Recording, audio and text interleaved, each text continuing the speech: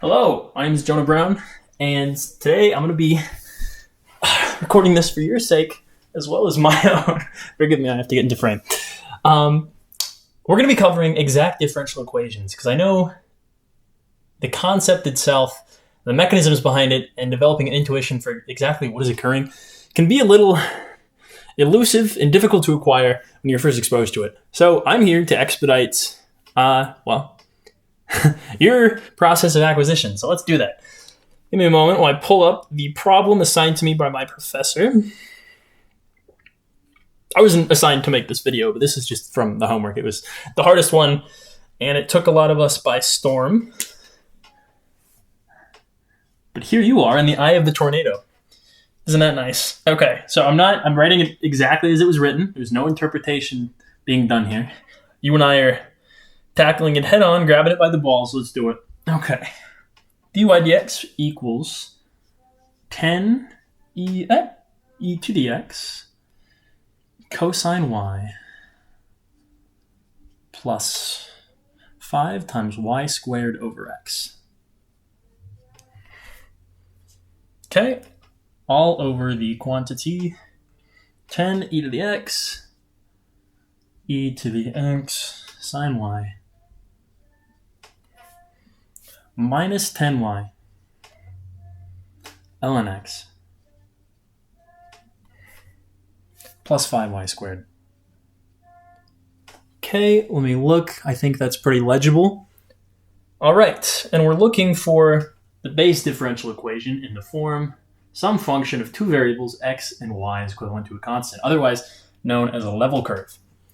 So, what do we have to do? Well, we know that in order to determine if this is an exact differential equation, we need to get it into a certain formatting structure that we are comfortable with. Namely, where dy dx is being multiplied by some function, or where dy is being multiplied by some function, and dx is being multiplied by another function, but the term is, the point is, both of those quantities need to be summed and equivalent to some constant in the level curve. So to do that, I'm going to save us the time and the space and just kind of walk you through what's going to happen. We're going to multiply this whole side by the denominator. We get dy times that quantity. Multiply this by dx times this quantity. We want everything on one side. So I'm just going to subtract our dy term and get 0 equals the numerator subtracted by the denominator times dx times dy. And what that's going to look like, we get 0 equals 10 e to the x cosine y plus 5y squared over x. And to save us from having to do this later on, I'm just going to factor out the negative. So this is with respect to x, dx parentheses plus negative 10 e to the x sine y minus 10y ln x plus 5y squared.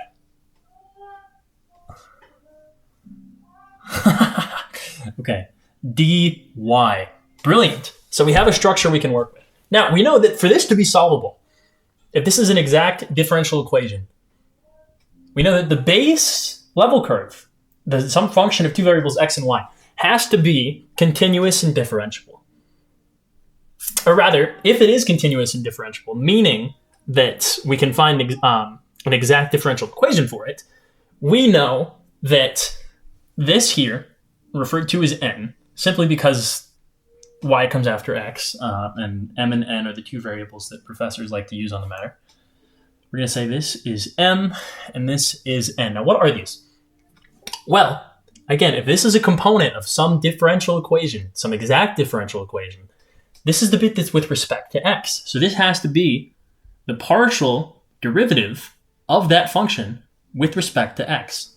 Similarly, if this was multiplied by dy dx, or just dy, this is the bit that's with respect to y. This has to be the partial derivative of that function with respect to y. Okay, and what do we know? Well, again, to imply that this is solvable, we need to show, this is the test that we're going to follow. Is the partial derivative with respect to y, the partial derivative with respect to x, written as fxy, equivalent to the partial derivative with respect to x of the partial derivative with respect to y? Again, that tells us that it's continuous and differentiable, and that we can, in fact, find an exact differential equation to model it in the form of a level curve. Okay, awesome. Let's do that. We're just going to take this, find the derivative with respect to y. So we get the partial derivative.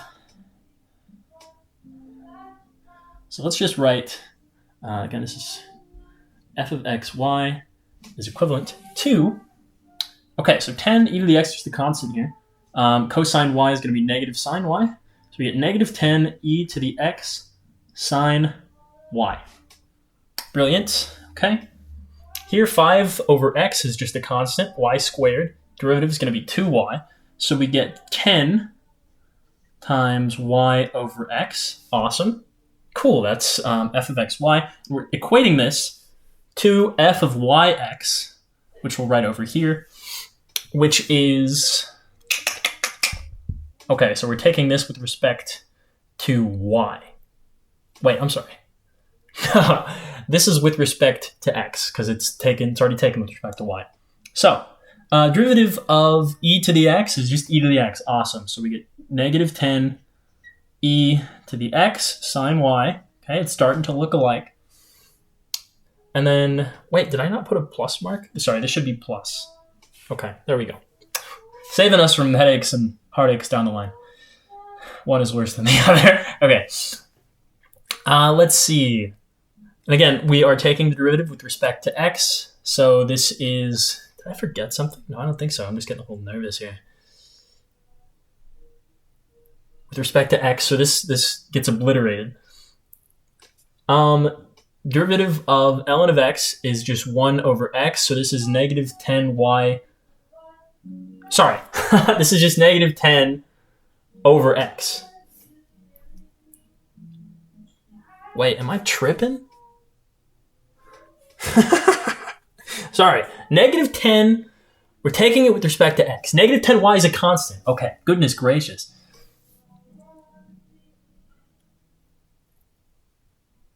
Why is this negative, though? Did I do something? Hold on.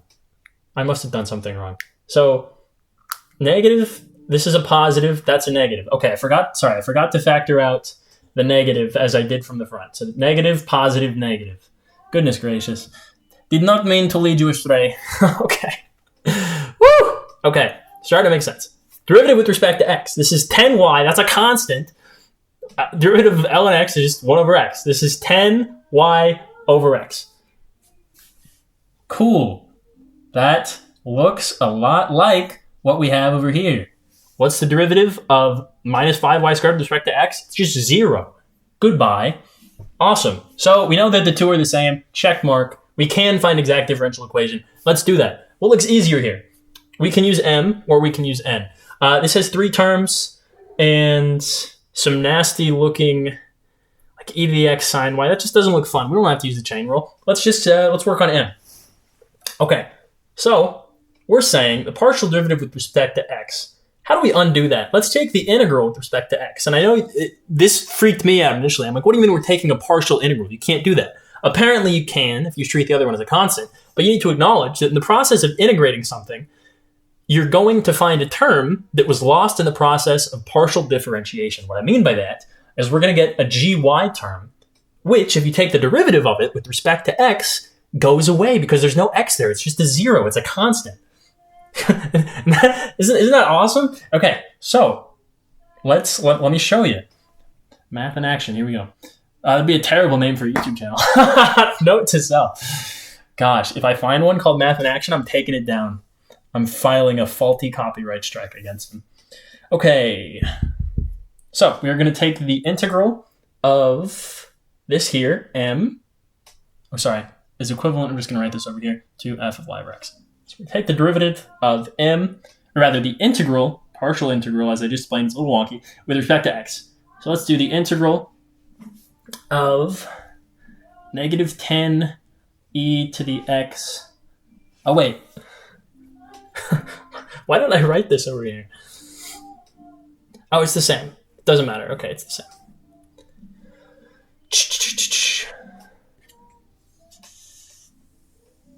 Sorry,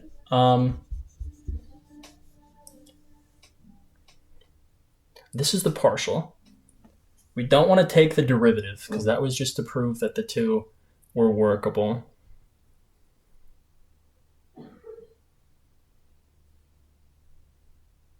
Okay, we're trying to undo this. Right, okay, so let's take the integral of 10 e to the x cosine.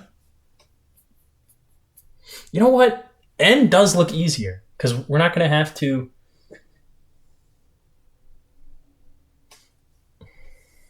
Yeah. Why don't we do n? I'm sorry. So we're going to integrate this with respect to y to undo it all. And that's going to look really nice because we do get 3 terms, but... Wait, but this would also be easy because it's just... Oh, we're doing m. We're doing m. I'm sorry. Okay. Because I'm forgetting that if you're doing partial integration, as we'll call it, heavy quote-unquote air quotes there, you're working with a lot of content. It's a lot easier. So the partial integral, I'm just going to say the integral of 10 e to the x cosine y plus 5 y squared over x with respect to x. So we're trying to undo it. We're going to get some function of y. Okay, well, again, if y is just a constant, we get 10 e to the x. That's easy. Times cosine y. 10 e to the x times cosine y. And then 5y squared is just a constant. So we get the integral of 1 over x or ln x plus 5y squared ln x. And that is pretty dandy, I think. Okay, so we're saying this is our function f(x), but we have this mystery term here. And we're going to call that g of y. So how do we find g of y? Well, if this is what we're saying it is, the original function, because we've undone the process of partial differentiation, well, why don't we just take the derivative with respect to y to find whatever the part of the function is, it's this with respect to y that was lost in the process of taking a partial derivative with respect to x. Pardon me. It's a brilliant idea. Let's do that. Okay. So, let's see. Derivative with respect to y of 10 e to the x cosine y plus 5y squared ln x. And again, the gy is still there. It's not going anywhere. Don't get your hopes up. Okay, let's do it. Well, 10 e to the x. Sorry, this is the partial derivative. Let me specify. This is the partial derivative of f with respect to y. Okay, so this is just 10 e to the x. Negative 10 e to the x. It's not the biggest whiteboard. We'll try and make do. I'll move my hand every now and then just to give you guys some more visibility. I'm wondering if I crouched, I think I might be able to do that. Okay. Oh no. All right. There we go. Oh goodness. Okay. Negative 10 e to the x sine y.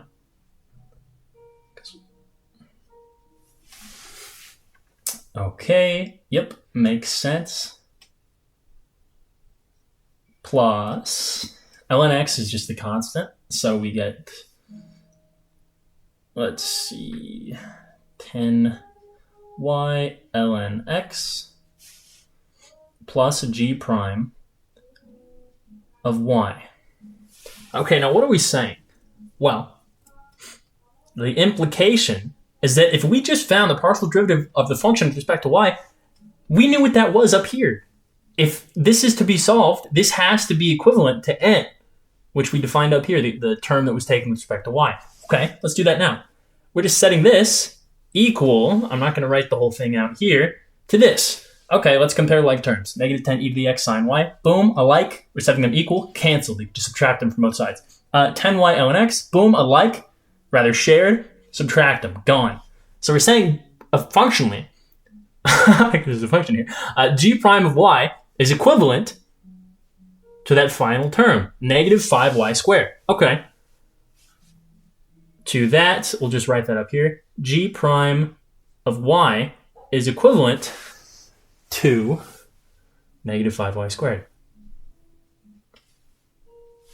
Okay, so if we want to find g prime, we just take the integral with respect to y. So we get g of y is negative 5 over 3y cubed. Awesome. And there's your g, which you can plug in to your original function. There we are. So our answer is going to be f. Oh, and there's a plus c here, which you can write, but given that we're equating this to 0, as we did up above, it's just going to be 0 minus c, which is some function c, because c could be negative, so the signage doesn't matter. C is kind of a beautiful constant in that sense, because it always does what you need it to do, which is represent a quantity that you don't know. Okay, so our final answer, some function of two variables x and y is equivalent to 10 e to the x cosine y plus 5y squared ln x. I don't know why I put a parentheses around the x. I don't generally do that. Okay, just for the sake of continuity. Minus 5y cubed over 3. 5y cubed over 3. Which is equivalent to some constant. And there you have your answer.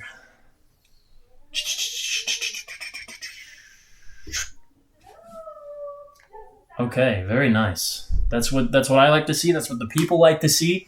And now, if you ever encounter... Gosh, this was so hideous. Look at this. You just did that. We just did that. No differential equation will scare you again, because you know exactly how to make it... I don't know how we'll keep this family friendly. Subservient to you. You will conquer in all that you do. And I'm going to be right there alongside you with more tutorials like these. All right. Thanks for watching.